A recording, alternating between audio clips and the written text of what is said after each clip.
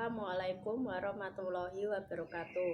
Perkenalkan, nama saya Sabila Prameswari, NIM 19040160161. Di sini saya akan menjelaskan materi tentang tokoh-tokoh aliran Mu'tazilah. Selanjutnya saya akan menjelaskan untuk tokoh yang pertama bernama Al-Jahiz. Sifatnya paham naturalisme atau kepercayaan akan hukum alam yang ada. Oleh kaum Mu'tazilah disebut sunnah alam. Sifat yang kedua, perbuatan-perbuatan manusia tidaklah sepenuhnya diwujudkan oleh manusia itu sendiri, melainkan ada pengaruh hukum alam. Tokoh yang kedua bernama Mu'ammar bin Abbad. Sifatnya yang pertama yakni pendiri Mu'tazilah aliran Baghdad. Sifat yang kedua yakni pendapat mengenai kepercayaan pada hukum alam seperti pendapat Al-Jahiz. Tokoh yang ketiga yakni bernama Bisri al-Mu'tamir. Sifatnya yang pertama yakni ajaran mengenai pertanggungjawaban atas perbuatan manusia. Sifat yang kedua yakni anak kecil baginya tidak dimintai pertanggungjawaban atas perbuatannya di akhirat kelak karena ia belum mukallaf. Sifat yang ketiga, seseorang yang berdosa besar kemudian bertobat lalu mengulangi lagi berbuat dosa besar akan mendapatkan siksa ganda meskipun ia telah bertobat atas dosa besarnya yang terdahulu. Tokoh yang keempat bernama Abu Musa al-Mudrar. Sifatnya yang pertama yakni dianggap sebagai pemimpin Mu'tazilah yang sangat ekstrim karena pendapatnya yang mudah mengkafirkan orang lain. Sifat yang kedua, menuduh kafir semua orang yang mempercayai kekadiman Al-Quran.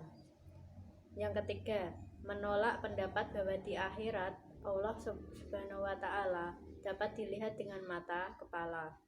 Baik, saya Fira Widasti. Di sini saya akan menyampaikan materi tokoh aliran Mu'tazilah yang sebelumnya dibahas oleh saudari Sabila Prameswari. Langsung saja, yaitu tokoh yang kelima, Wasil bin Atha. Bahasanya beliau adalah seorang pendiri ajaran dari Mu'tazilah. Dan juga beliau adalah pencetus tiga paham, yaitu paham Al-Manzilah Al-Mu'tazilatain, terus paham Qadariyah, dan juga paham peniadaan adanya sifat Tuhan. Dari ketiga paham tersebut, satu dijadikan sebuah doktrin dari aliran Mu'tazilah ini, yaitu paham di mana tidak meyakini adanya sifat Tuhan. Yang keenam yaitu terkait dengan tokoh Abu Zaid al-Alam. Bahasanya beliau adalah pendiri sekolah beraliran Mu'tazilah di daerah Basrah. Beliau adalah juga seorang filsuf. Tidak heran bahwasanya pemikiran beliau bercorak filsafat. Contohnya yaitu terkait dengan nafi as-sifat. Selanjutnya yaitu tokoh yang ketujuh, Al-Jubair. Beliau adalah guru Abu Hasan al-Asy'ari. Terus pendapatnya yang masyhur adalah mengenai kalam Allah Subhanahu wa Ta'ala, sifat-sifat Allah, kewajiban manusia, dan daya akal. Lanjut saja yaitu tokoh yang ke-8, An-Nazm.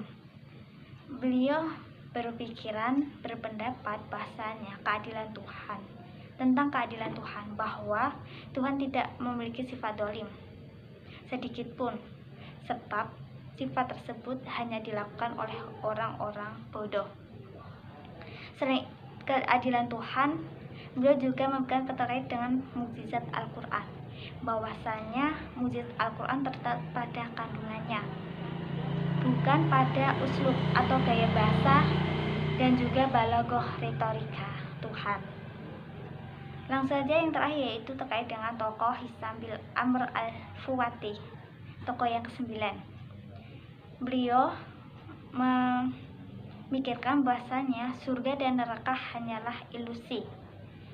Dan selain itu juga beliau juga berpendapat bahasanya tidak ada gunanya menciptakan surga dan neraka sekarang karena belum waktunya orang memaksud surga dan neraka.